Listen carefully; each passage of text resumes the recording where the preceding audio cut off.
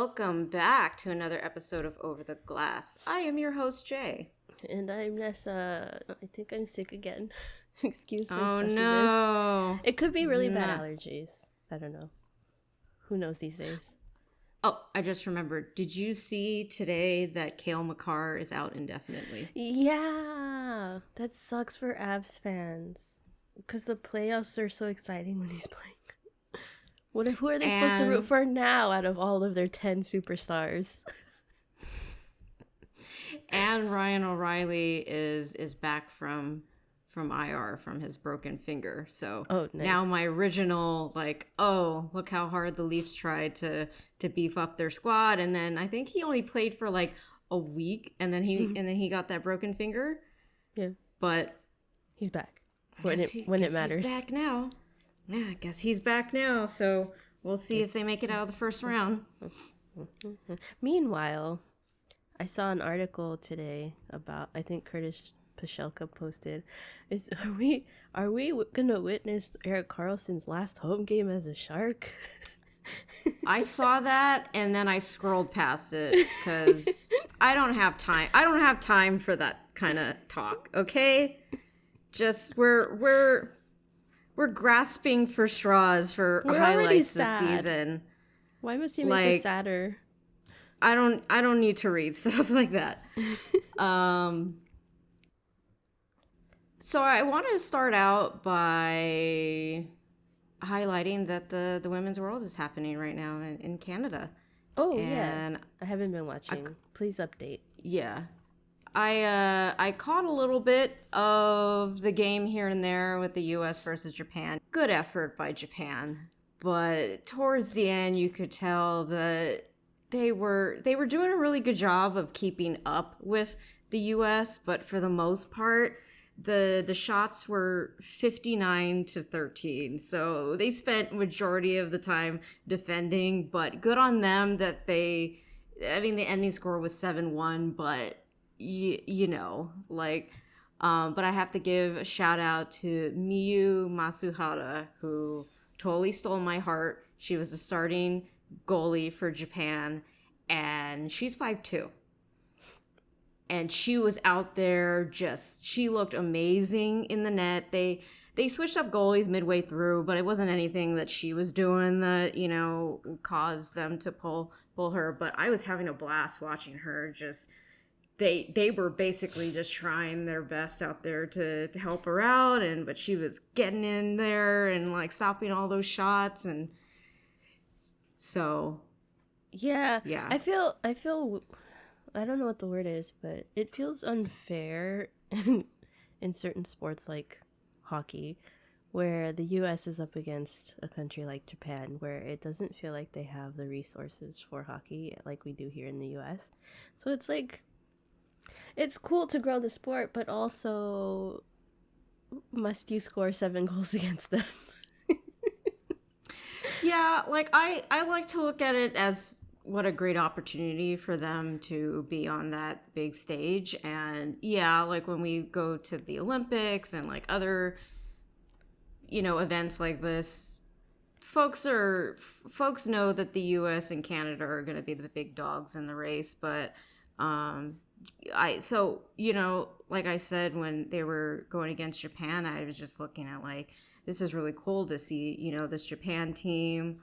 I felt like they were playing really well. It's just the US was kind of 3 to 4 steps ahead of them. And, it's going back to what you said, it's just the resources. And I don't know too much about I know Japan's really big with baseball, right? But as far as ice related, who's to say?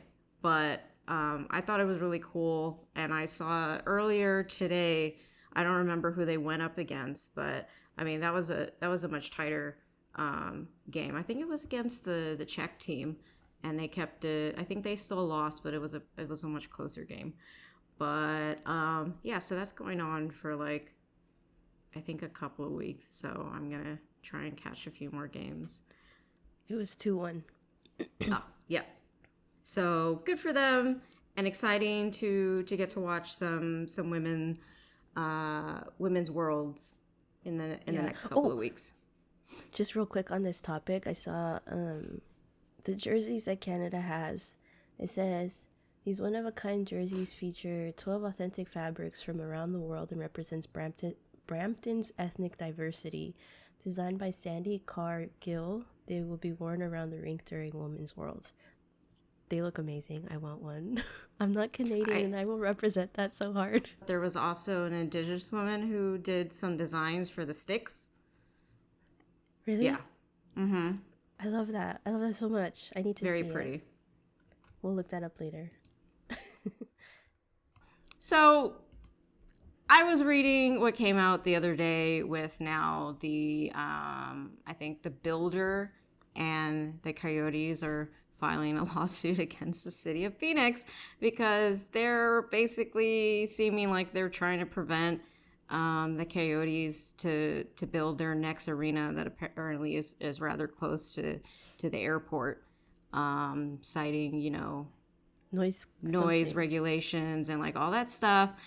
And it just made me think like, geez, how long has this been going on? Because I just feel like we just keep hearing about people wanting to move this team, or like, they've been hopping around for a while. So I wanted to kind of take us through the history of the Coyotes. So they were founded in 1971. They were the original Winnipeg Jets. They were merged from the World Hockey Association with the NHL. And then the Jets ended up moving to Phoenix in 96 and then were renamed the Phoenix Coyotes. The NHL took over the Phoenix Coyotes franchise around 2009 when their owner gave up the team, filing for bankruptcy. And then they found new ownership in 2013. And then despite a difficult working relationship with the Phoenix suburb of Glendale, they ended their stay at that facility in the 2021-22 season. Interesting note that as of 2023, the Arizona Coyotes is the league's oldest NHL franchise to have never played in the Stanley Cup Finals. Wow, I didn't know that. So a little more in depth, basically in 2011, the Coyotes bidders purchased the Atlanta Thrashers. I'm not going to go terribly in depth in that because it is intense. There were all these potentials of pretty much when the previous owner filed for bankruptcy, the NHL took over, and then when the media caught wind that the NHL has pretty much been paying the bills for the Coyotes, they're like, hey, what's this about? Turned into this big, oh, I'll buy them. Oh, I'll buy them. And then this and that, those fell through, blah, blah, blah. All this just crazy stuff. Well, now the Atlanta Thrashers become the quote-unquote new Winnipeg Jets. Due to the team's bankruptcy status since 2009, the annual revenue lost each year, and the NHL planned to move the Coyotes should a deal with the city for a new lease and new ownership not be decided by 2013. And then the plan was to move the franchise to a new city, likely Seattle. But then the Glendale City Council voted that they would approve for a 15-year lease. So there was a potential that the Coyotes could have just gone back to Winnipeg, could have become the team in Seattle. 2013 through the 2014 season, they had lackluster revenue. In 2014, they apparently were getting sued because they weren't living up to their sponsorship deal.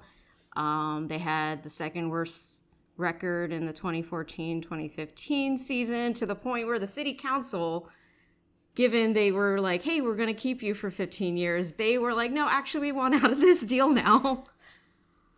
And then they had to negotiate and stuff, and then the city decided, okay, we'll renegotiate to keep you for 2 years. So then they decided to fire their GM, and then they hired a new guy who apparently at the time was 26 years old. So he became the youngest NHL GM of all time. And then so in 2016, the Coyotes announced a plan to build a new arena in Tempe, or Tempe, however you say it, Arizona, scheduled to be completed in 2019 through the 2020 NHL season. A deal that would allow the Arizona State University hockey team to, also use the facility. Well, then that project, the university decided to back out of it. So, fast forwarding, in 2021, the Gila River Arena chose not to renew. Also, that was the whole thing where they weren't paying their rent. Yeah. And now we're here at their Mullet Arena residency, and now they're suing the city of Phoenix. This poor franchise. But, like, why is it still going? Why haven't they shut it down and moved it somewhere where it would have been more successful after all these years? They're like the NHL's foster kid who's hopping from place to place, and they just want a home. They just want a family. They need to find. They just want a warm home. Bed. And I just feel for the fans, because just put yourself in their shoes. If like you're just riding at the seat of your pants, you love this team and you have no idea what's happening. There's nothing you can do, and yeah, there's folks saying, hey, just move the team. That's the simplest solution. But then I've thought about, like, if the Sharks ever moved, like, I know back when... Move them to Oakland. I'm just kidding. I don't even think they have space there. Like, when that Google Village thing was getting negotiated, and the Sharks got involved because they were like, hey, what's that going to do, like, as far as the construction and, like, our ability to have fans come to the arena and, like, all of the entertainment around there. Like, imagine if things got bad and the Sharks were like, well, we're going to have to leave or whatever. Like, something we're going to talk about a little later that's positive, it's kind of hard for me to root for a team that's so far away, because you kind of need, especially if it's going to be like an entirely different time zone. I need that ability to, like, physically go and see my team. Just like, I'm very spoiled. Yeah. I mean, I know I'm very spoiled by saying this, but, it's like, if they moved all the way back to Winnipeg, or if they ended up going to Seattle at some point, like, yeah, I think the experience would be massively different and you'd be rather angry. But disappointed for sure. Yeah. I think the whole Arizona fan base just needs a collective hug. I know. Oh my gosh. But that's kind of what's going down in Arizona right now. Like, so sorry. There is a giant soap opera going on, and it looks pretty exhausting. But, like, what if okay, conspiracy theories. What if Matthews decides to leave Toronto and then he signs with the Coyotes because that's where he grew up playing, and then it saves the franchise? Can you imagine? What a story. So far, that's not looking like a likely story. I think he'd rather win a cup than save a team from leaving his home state. Yeah. But yeah, that's kind of really all the thoughts I have on that, and just a nice big hug to all of you. Not sure what else to say, but sorry. Maybe if one of us was a Raider fan, maybe we'd know what that's like. No, I'm good. So on to other stuff. What stuff? Pride? So the Kings are gonna play in the Frozen Fury with the Sharks for a preseason game, which I think that would be really cool for the state of Utah. Yeah, well, also apparently the Kings have been doing this since or at least having a preseason game since 2016, I think, if I remember correctly.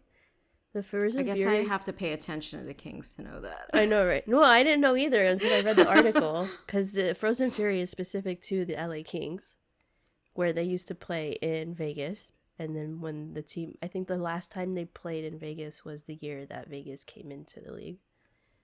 And then they moved it to Salt Lake City. But this is the first time they'll be playing the Sharks since they started it. That's why we haven't heard about it. Makes sense. Can't go to that though, sorry. Hope it's fun. It's too far. So I just wanted to let folks know that you guys' chat on Hockey Tomorrow the other day was very, I found it very insightful. Yes. You guys did a very good job. So if folks haven't catched that that Twitter Spaces, we will put a link out there once again. It's recorded. You can go check it out. There's a lot of great information, a lot of coming from queer voices, from different walks of life. I will say that actually my favorite sections or talking points that you guys had was the part where you got in depth with religion. Really? Because I mean, I'm agnostic, so I don't like my family. Yeah, like they're Catholic, but I didn't grow up that way. None of the ways my mom raised us was based specifically on religion. I was never told you need to do this because of Christ or anything like that. So hearing from you guys' perspective, I think is very important to debunk all of that whole for religious reasons I can't support the queer community. And so I just found it really interesting because I can't relate to that, but I know I've seen like stories of folks who are queer and really in tune with their faith, and when they have to leave the church, it's such a big part of who they are that it's pretty devastating. And I feel sorry for folks like that because like I can tell how sad it makes them, and I can't relate to it, and so it's yeah. I if you guys haven't caught the recording, please do. We go more in depth, but quickly I'll say that I did grow up Catholic. I wasn't like super strict into it, but my parents kind of were, because they are traditional Latinos coming from El Salvador, and so they grew up with certain values, and they kind of like taught us that growing up. But growing up in the States, it just changes your perspective on everything, because there's like obviously more diversity, not just in like different races, but like different religions. So it's kind of hard. It was hard for us growing up to believe like, oh, there's only one God, there's only one religion that you should be following, and this and that, when you have friends who follow different things, but yeah, it basically comes down to the fact that me and my siblings had to teach my parents how to overcome the I don't want to say hatred, but like they were very against us being queer when we came out, and we had to teach them like this is not something that we're doing to hurt them, and it's just who we are. And it took them years to come around, and they're still working on some things, but I mean, they're in a better spot now than they were when we first came out, Yeah. And secondarily, I really liked Jude's like rundown on the Russian law very thing. Organized. So if you really want like super, like you said, organized, composed argument for it, go check it out, because Jude did a really good job. So applause all around. Woo! Jude is such a lawyer. It's so funny. Good stuff. Next on the list is Tyson Berry. I think we're fans of Tyson Berry now, right? He says, for sure. The importance of Pride Night and the team's unanimous decision to wear blah, blah, blah. Warm-ups tonight versus Vegas. When was this? The 4th. 2 days ago. Oh, yes, we're recording on a different day because I'm going to be on the road next week, so that's going to be fun. So anyways, Tyson Berry's quote says, I think it's an awesome initiative. It's something that's really close to my heart. I've got family members and best friends in the community, and there's a little bit of frustration on my end with what's transpired this year with everything. I think I know how hard it can be for people to come out and live their authentic lives, and I hope that none of the stuff that's gone on has pushed anybody back, any young kids who are thinking about it. So I'm just really, really excited that everyone on the team is going to participate. But it comes down to it again, right? He personally knows people who are queer, so he knows how queer people are being affected by this stuff and why it's so important to have conversations with queer folks. Yeah, he's friends with Bane, who's on the Alphabet Sports Collective board. Yes. So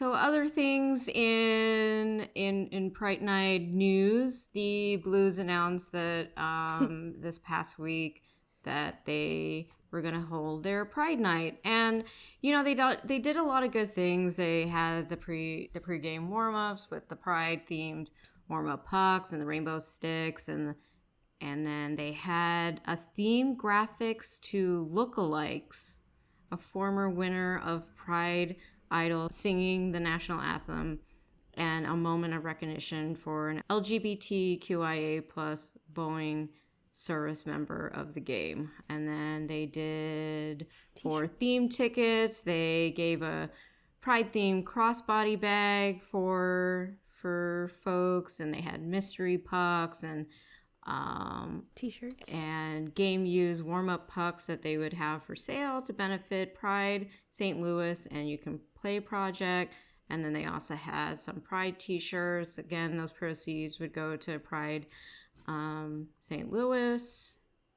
And then they had some themed drinks courtesy of Tito's Vodka. And then they also had a table run by the Blues' own LGBTQIA plus employee resource group, which I thought was really nice. And pretty much just, a lot of material to hand out and provide information to folks. My only negative or silly thought with how they announced this was in the past they've done jerseys. Mm-hmm. And then they said that they weren't going to do jerseys so that they could focus on other ways to support the community, which I'm like, okay, I'm happy that you're supporting the community, but you can walk and talk at the same time. Obviously Exhibit A, the entire West Coast did walking and talking. So, but I'm just mostly poking fun at how they worded that because I found that a little silly. Yeah. At this point, I don't know this organization the way we know the Sharks, right? I don't know how... it seems like they're putting in a decent effort to support the community.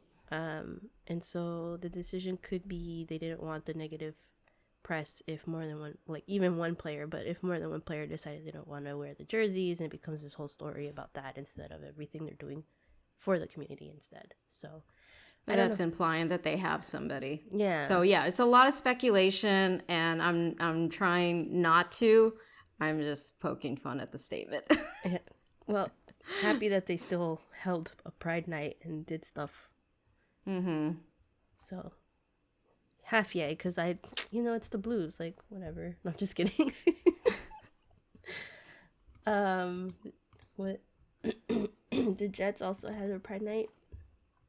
I didn't read about the stuff that they did, but it looks like they also partnered with You Can Play and the Rainbow Resource Center.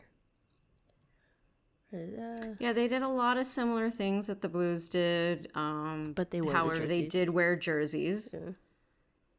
Yeah. They had a local self-published booklet by the Other Skaters zine with photos and stories focusing on skateboarders who are S2 LGBTQ+. That's cute. Yeah. I want it.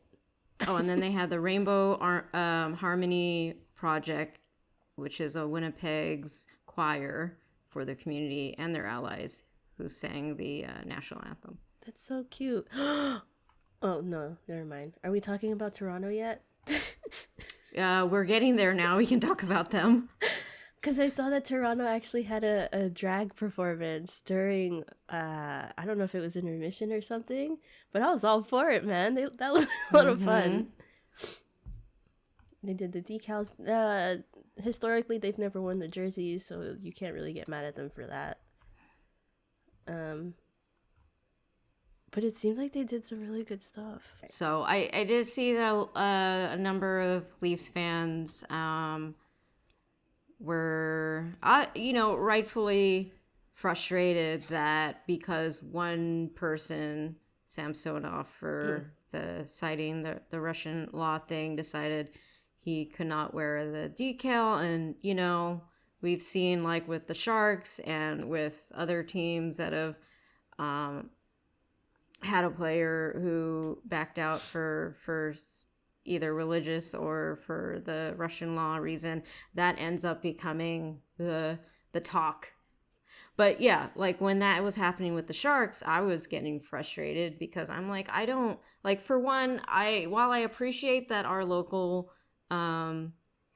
guys who follow the Sharks and report on them were asking and were clearly being, supportive of the community, it's like a double-edged sword. And why in the hell are you asking somebody who obviously does not support the queer community what they think of trans people? Obviously they already don't support the community. Why do we need to know specifically, why don't you support these specific people? We don't need to know that. Yeah. I appreciate that you're trying to, get those quotes and whatever, but there's, at a certain point, it almost feels like it's more for you to publish a story than to provide information for the folks who are hurting from this incident. And I feel like in that sense, that's where I kind of felt for Toronto Maple Leafs fans who were trying to focus on all the really great things that the Leafs do outside of having never worn the jerseys. And I think while the jerseys are really nice, I look forward to them because, they're support fun artists and they're just really beautiful.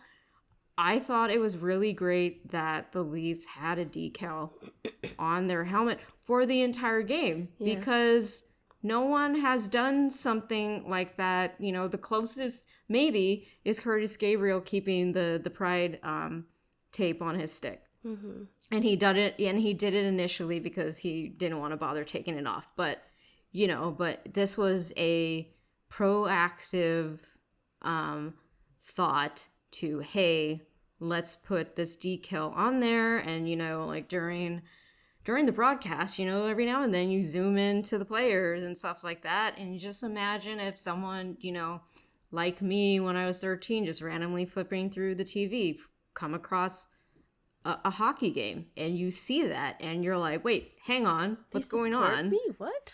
Yeah. How much easier is it to get fans that way? I think everyone should do decals. That's going to be the New Jersey's thing. Decals all around. Do all of it. Jerseys, all of it. Decals, tape. All the things. Make it all rainbow. Wear the jerseys during the game. What a thought. I know. Oh my god. I don't get why they don't. They do it in the AHL. Because we're already having this problem with them just wearing them at warm-ups. No, I know, but even for other events, it hasn't really been discussed. I don't know, whatever. That's a different conversation. Good on ya, Leafs. Good on ya, Jets. Do you want to go ahead and talk about the Alphabet Sports Collective? Yeah, so there was an article that came out from Sportsnet. I just wanted to pull some quotes that I thought were good to highlight some things that the Alphabet Sports Collective are planning to do. And this is from Bain, who is speaking about the Alphabet Sports Collective's program called Ambassador Program. The quote is, we're onboarding them, educating them. It's not just a clickbait thing. We're actually going to educate them so that they can speak on these issues and be a voice and help them understand what the community goes through and what the community faces. And so pretty much what that is from Brock, quote, let's say I talk on issues. I might be in an echo chamber in a sense. Most people who follow me because they know what I do and what I'm talking about. Whereas when some of our ambassadors put stuff out there, whether it's like a Pierre LeBrun or Morgan Riley or anyone else, well, they have fans who might not engage with the LGBTQ plus community. They have fans who might be oppressive towards the community. But now those fans might critically think about what they're saying and doing because the people they watch on TV every day or their favorite hockey player is saying, no, I support this. So that way folks understand that, you know, you're not just labeling yourself an ally. Like you're actually going through the motions of really like deconstructing like what you've been taught to think about the community. And I think this ambassador program is really going to help to like the quote said from Brock, it's not coming from just Brock. Like, we follow Brock, we understand and stuff like that, but people who are not humanized the experience are not necessarily going to follow Brock to understand that. They're just going to follow him to troll him and to say hateful things. Versus if you're following these guys who initially you're like, oh, I'm a really big fan of this hockey player. And now this hockey player joins this ambassador program. And now they start talking about these things here and there. You're going to start reading this stuff. And it's probably going to take a little bit. You're probably going to like be like resistant towards it. But it helps to kind of like, I don't, for lack of a better word, like infiltrate the spaces that otherwise folks would like never interact with you in the first place. It's the gay agenda. Yeah, of course. Always comes back to the gay agenda. Well said. Yeah, I agree. It's like Curtis Gabriel is like the bridge between the hetero hockey bros and the queer hockey fans and such, because who in the league is out right now, you know? Kind of helps bridge it together and to have, maybe he has a voice where they can understand where we're coming from. Fun segments. Buffalo Sabres have this new segment called Between Two Stalls that Jeff Skinner basically writes and hosts, and it's amazing. It's hilarious. I love it so much. He is a complete dork in the best way. I think the first and the third episode got me laughing like legitimately out loud. I felt the same way. Is it the one about the nepotism? I can't remember.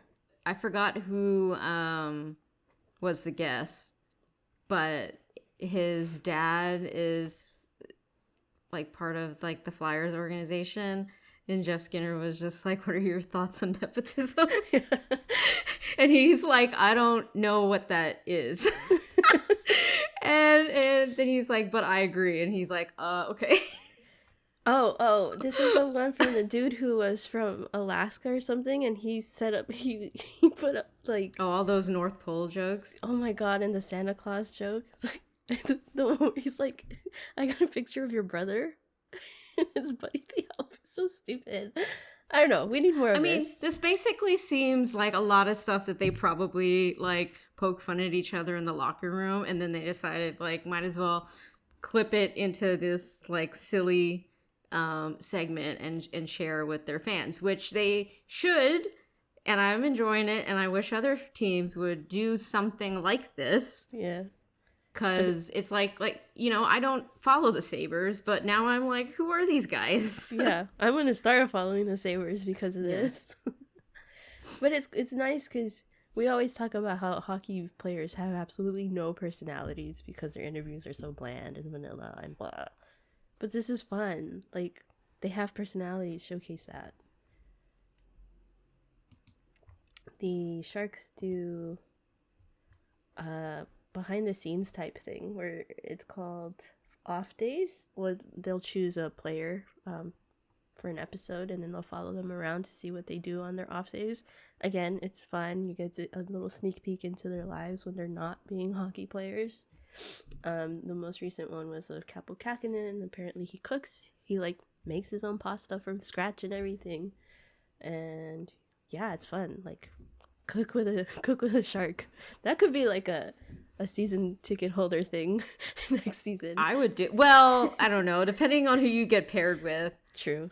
Ferraro, his YouTube channel, every now and then he would show folks, oh, this is what I cook for breakfast in the morning. He's at least at the level of where I can cook. We can both cook for each other and neither one of us would complain. I am kind of the same way. I don't like to cook. It is a chore for me. I cook out of necessity, or I did when I was in Vancouver. Here, Chrissy spoils me and she cooks for me because she likes it and I don't.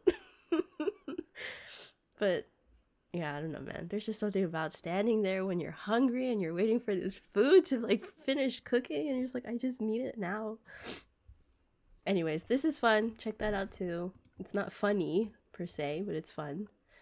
The Boston Bruins had like a behind the scenes thing. I think this is part of their behind the B, I want to say, but I could. Oh, yeah, it says hashtag behind the B. I think the Vancouver Canucks did something like this earlier in the season where they showed some behind the scenes in relation to the video coaches, which I thought that was really cool. Yeah.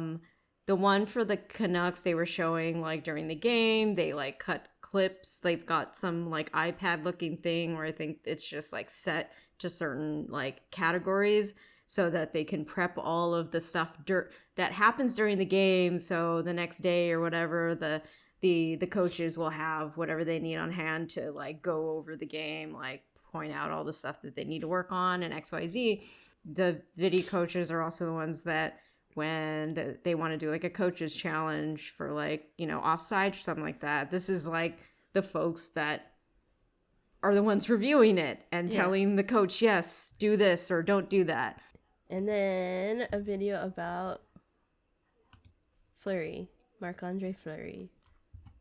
So I actually really like the Becoming Wild series. I was thinking about it earlier that like what kind of video content is my favorite? And I think if I have to choose between, like the TikTok-y type videos to the short form ones that they do, like the Between Two Stalls, or these more long form ones where they really kind of like really tell a story, I think I have to say these ones.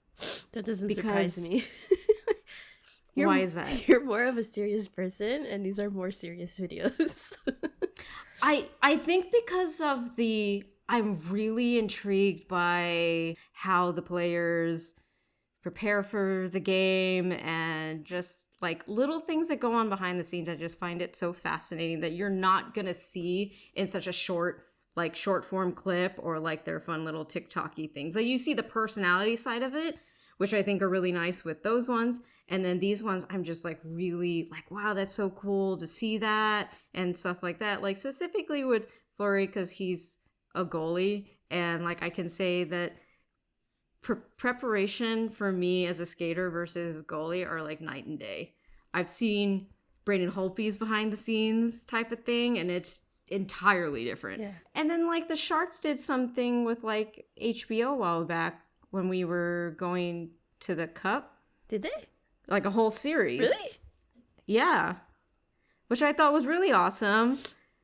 I mean, I know we don't have much to talk about these days, but like I was in love with all that. And I think like the Capitals had one some time ago. Like it was a whole series. Well, the Sharks do the Deep series, and they actually stopped it for a few years, but I think they brought it back this year or last year. But they only did a couple of episodes, and then they stopped. This was like an 8-part series. Oh. Like the whole road to the cup type of thing. Oh, I haven't. Yeah. I don't think I've watched it. Yeah. All right. Behind the scenes stuff is always fun. And last but not least,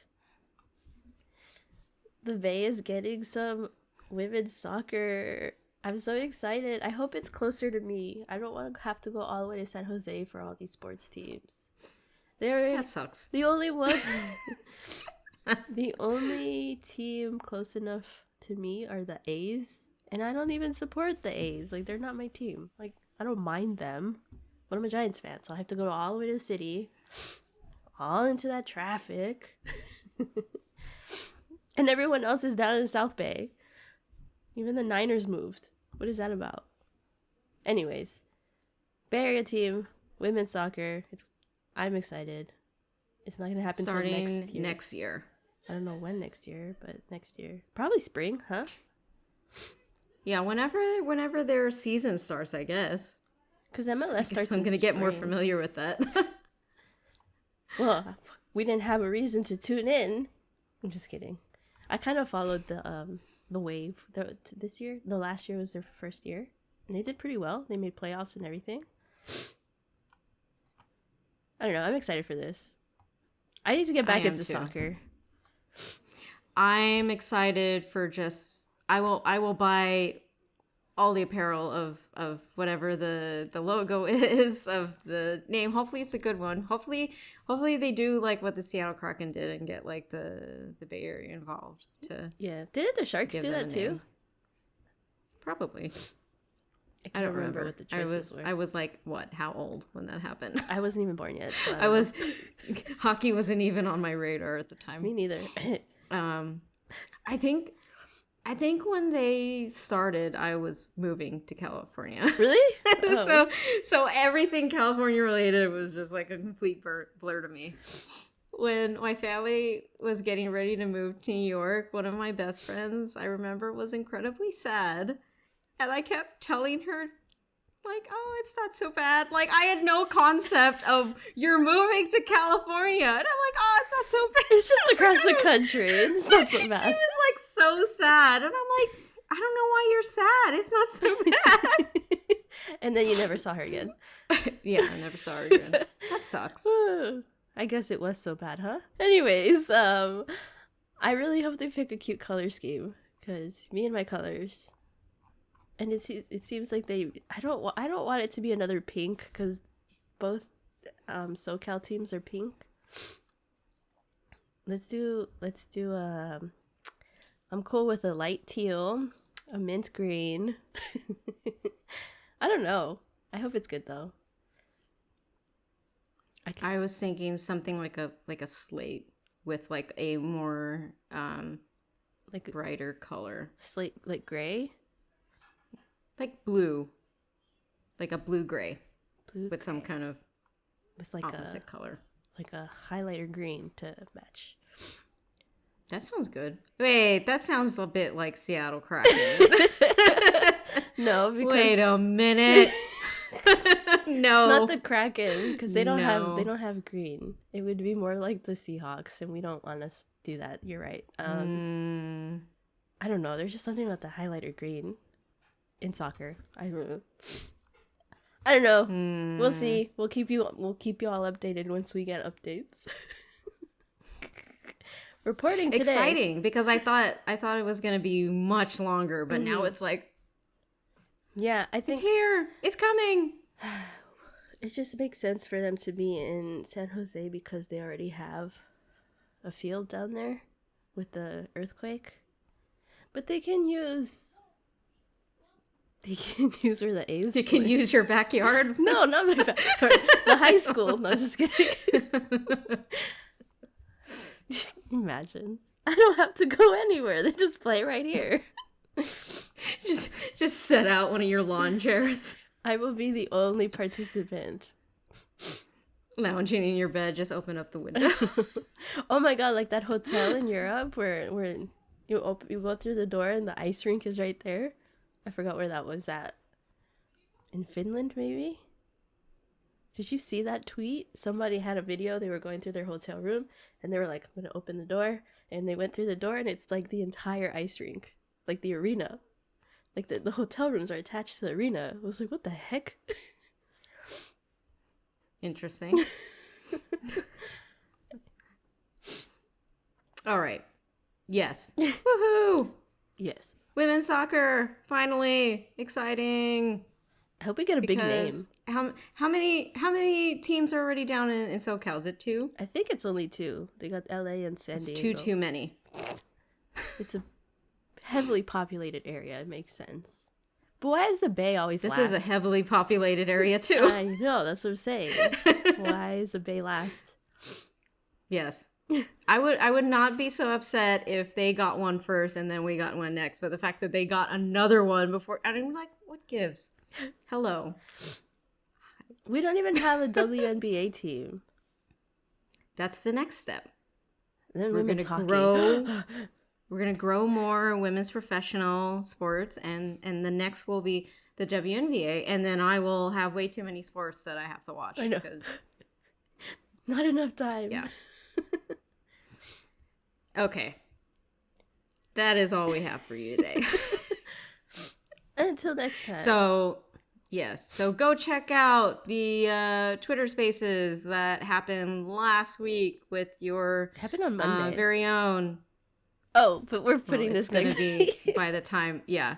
So with Nessa and 3 of our other fellow Hockey of Tomorrow contributors, a lot of great discussion around the queer experience and specifically around and Pride Night stuff, which we need more of those conversations. So if you're looking for those conversations, we had a whole hour for you. In 16 minutes. Yes.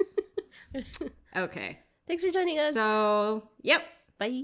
Have a good day. Bye.